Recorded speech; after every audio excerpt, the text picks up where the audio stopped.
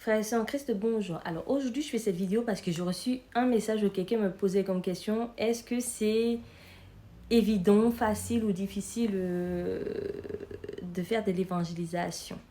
Alors il faut que tu saches que ça dépend vraiment. Il faut savoir que j'ai débuté en 2015 et que j'ai voulu commencer par le cercle amical, c'est-à-dire sur WhatsApp. Ça s'est passé très mal, je le reconnais. Pourquoi ça s'est passé très mal? Parce qu'il y a des gens qui m'ont bloqué, qui m'insultaient. Je me suis fait traiter de tous les noms. Je me suis même fait traiter de notre sorcière. Oui, on m'a traité de sorcière. Pourquoi? Parce qu'il s'avère que vous êtes guidé par le Saint-Esprit. Donc, vous récupérez un petit peu des messages à droite à gauche et vous les partagez par l'intermédiaire de WhatsApp à des personnes autour de vous. Et que le but surtout initial, c'est de cette parole que je vous envoie là, que vous puissiez continuer à l'envoyer à d'autres personnes. Mais il y en a d'autres, malheureusement, ils l'ont très mal pris.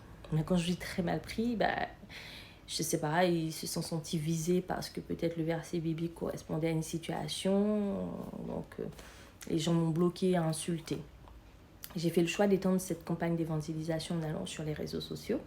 Donc j'ai été sur Facebook et bien il s'avère que c'est Facebook qui a décidé de combattre cette campagne d'évangélisation parce que Facebook a tout simplement décidé en février 2020 de supprimer ma page Facebook parce qu'elle estimait que je ne correspondais plus aux valeurs de Facebook.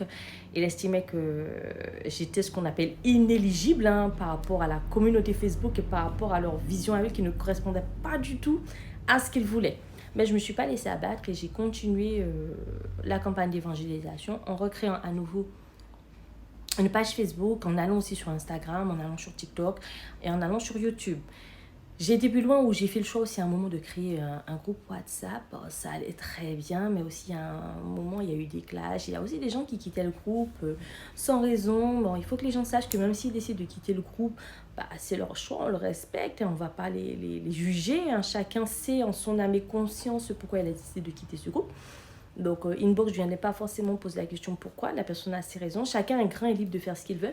Mais aussi, quand on était sur le groupe, j'ai eu aussi des petits soucis. Ou il y a des gens qui posaient des questions qui n'ont rien à voir avec l'évangélisation. Ou bien que, une personne pose une question qui est liée à l'évangélisation, mais qu'une autre personne se sent supérieure à une autre et puis qui dit des bêtises, qui insulte. Donc, résultat, on se retrouve où le groupe, tant bien que mal, c'était un peu compliqué, mais ça c'était au début. Et puis après ça a été.